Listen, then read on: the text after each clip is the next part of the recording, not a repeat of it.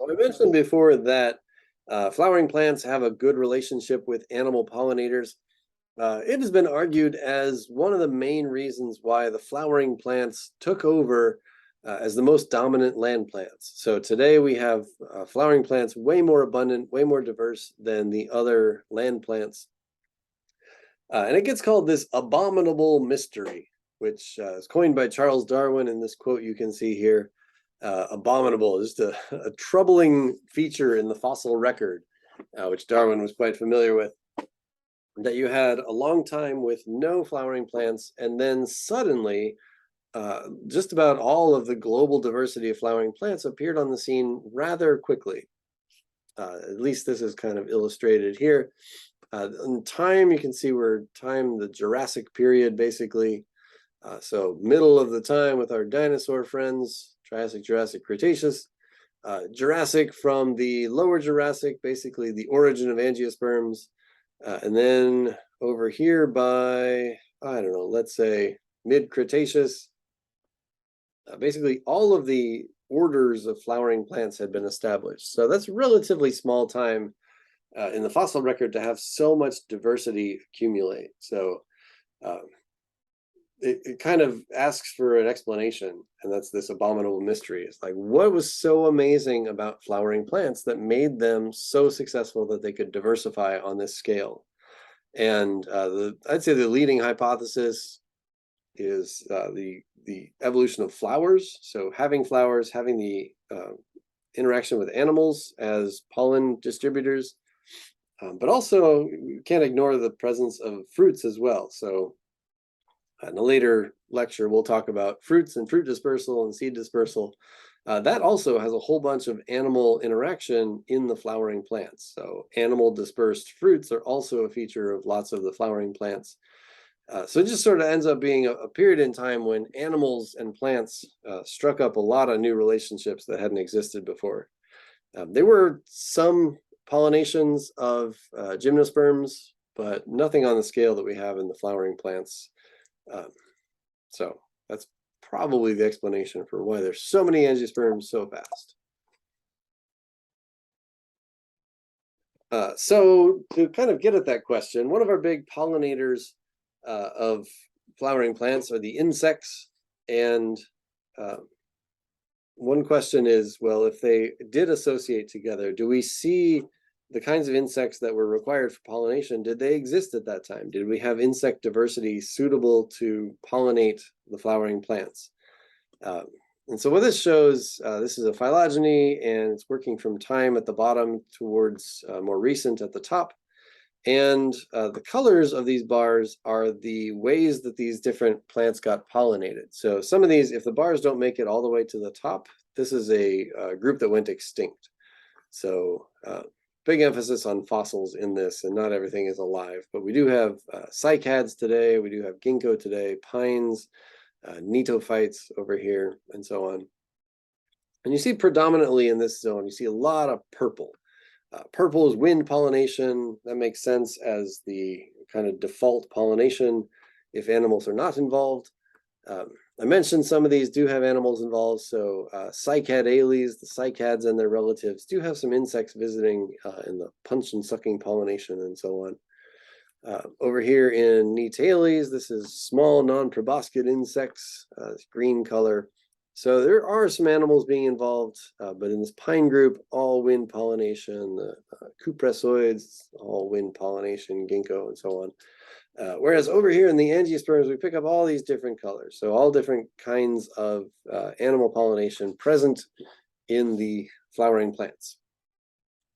So, okay, we got modes of pollination that might have existed ahead of time, but certainly a lot more enriched in this period once the angiosperms appear on the scene.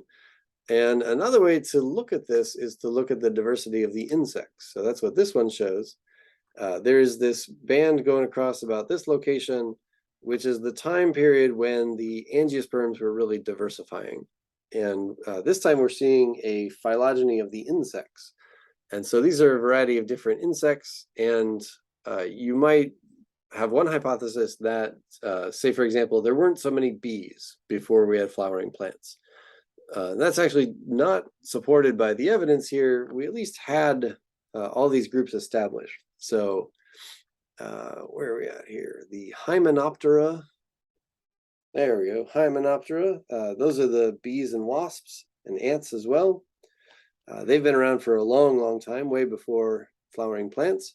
Dipterans, these are the flies. So again, very diverse even before flowering plants came around. Lepidoptera, the moths and butterflies, and so on. Basically, the world's insect diversity was pretty well established, at least the major groups, before the flowering plants came along.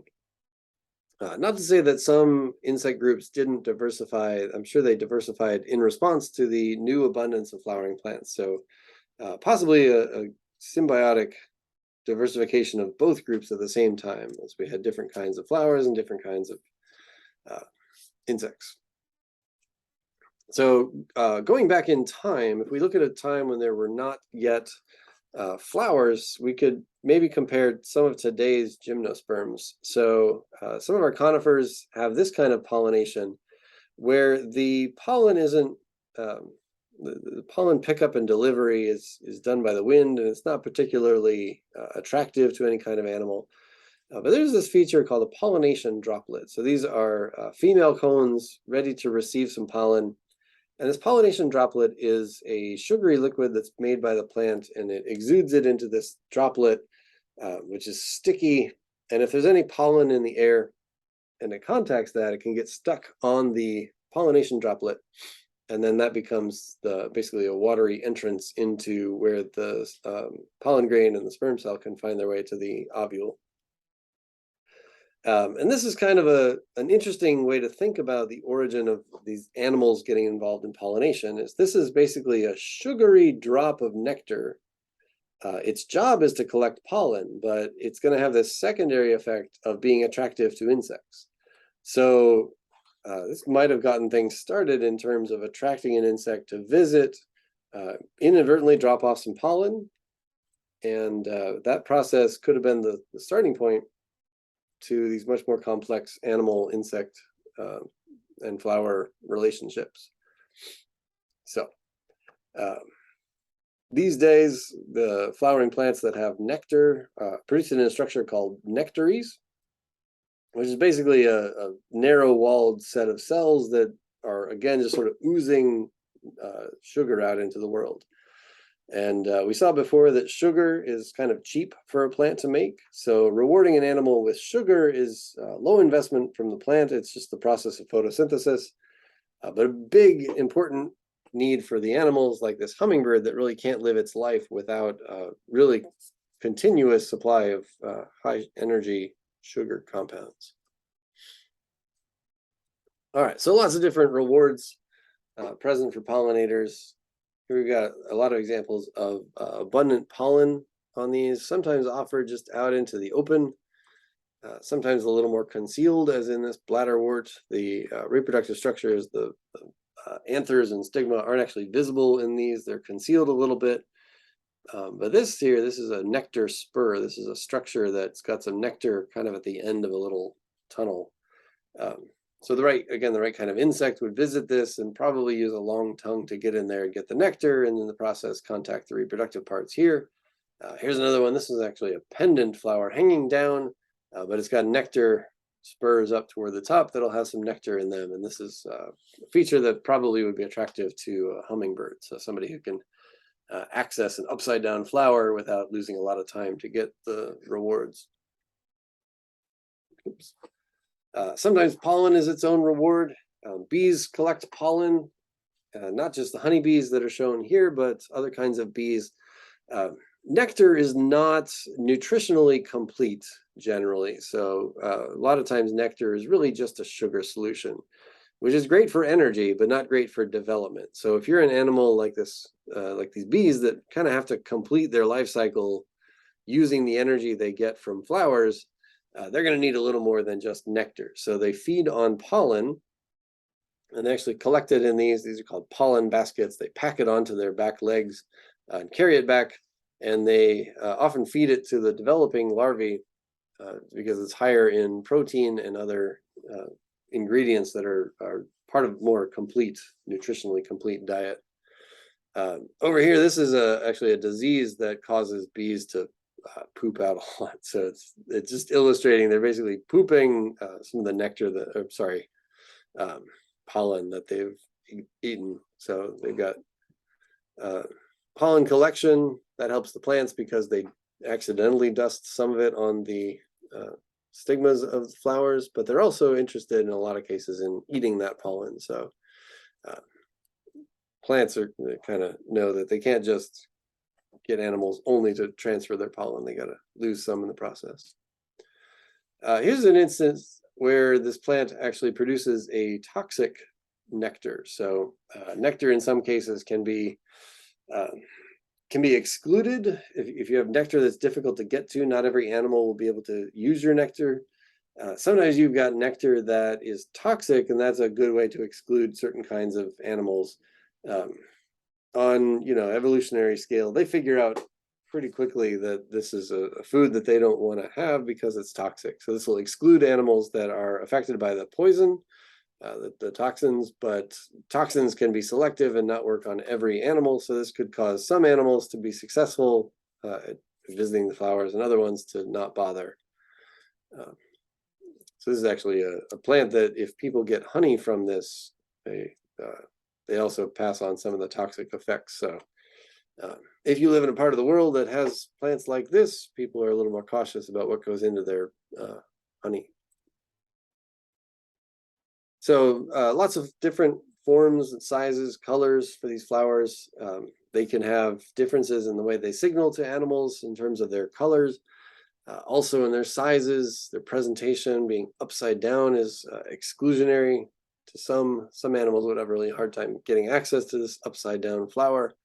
Other ones are just kind of open offerings, but probably the right amount of food for certain animals and too much or too little for other animals. So this kind of explains some of the diversity we have in the flowers. So animals are going to, again, visit the flowers that are a good fit for what they need. Some plants are excluding pollinators. And I should probably say these aren't necessarily unwanted pollinators, but unwanted visitors more. That some visitors to flowers are not good pollinators. And so the plant might want to exclude them. So we'll maybe start with this plant in the middle. This is a plant that has hairs that have sticky glands at the tips. And this is a nice way to exclude ants from visiting your flower. So flying insects are generally pretty good pollinators. They can cover a lot of ground and get between one plant and the next. An animal like an animal like an ant, its feeding strategy is to go out, find food, and then bring it back to the colony. And so it doesn't necessarily go between one flower and another flower. So ants also, worker ants not flying, so it'd be able to, would have a hard time climbing up this, even though there's some nectar that might be otherwise accessible here. Being prevented from that is a way to keep this plant pollinated only by animals that fly. Over here, we've got a nice nectar tube showing that we're excluding animals that can't get to the nectar at the base of this flower. That would be animals like this one with a long beak.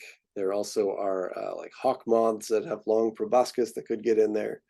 But it might exclude other animals like bees that can't fit into the tube, or it's too time consuming to get in there, and they can't get then to the nectar, so they don't bother with this plant.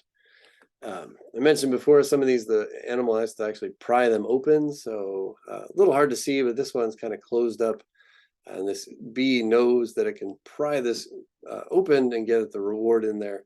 Just having the strength to pry open a flower sometimes can be a good way of excluding unnecessary visitors.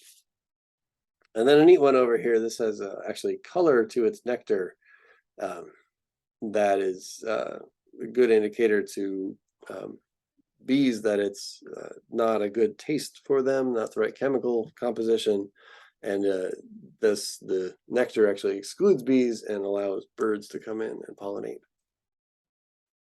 And just over and over again, you can take any visitor and any flower and match up quite a bit of the interest of the flower with the interest of the animal. So we've got here a nice case where this curved beak of this bird is a good just a shape match for the curved shape of these flowers. And you can see that kind of just picture, it's already got its tongue out. You can picture this tongue whip going down in there, accessing the nectar at the base of the flower. The size is all right. There's a perch here for the animal. Just everything lines up really well in this case. So sometimes the story is a little easier to tell about who is a good pollinator for a particular plant. A lot of cases where just visiting a flower doesn't mean that you are going to do pollination for that flower. So lots of instances here, these are animal visitors that are probably not going to be great pollinators. So a couple of these in the upper left here and this one over here, these are called nectar thieves, where one of the insect behaviors that sometimes arises is the insect will like chew a hole through the side. So the reproductive parts of this flower are near the opening. The pollen and the pollen distribution and the pollen receipt are in this location. And this bee is chewing at a place that's way beyond where those are. So it's not going to get any pollen on it. It's not going to drop off any pollen, but it can get the nectar. So it's a thief, nectar thief. Same thing here, reproductive parts way at the top, and this one's trying to bore into the side to get the nectar at the base. Here we've got an ant again. Ants generally not really good pollinators. So this ant made it up onto this flower, is going to get some nectar, but really not going to go any appreciable distance to another flower of that same species. And then we got a couple of beetles here just taking advantage of the place to have a little time to themselves.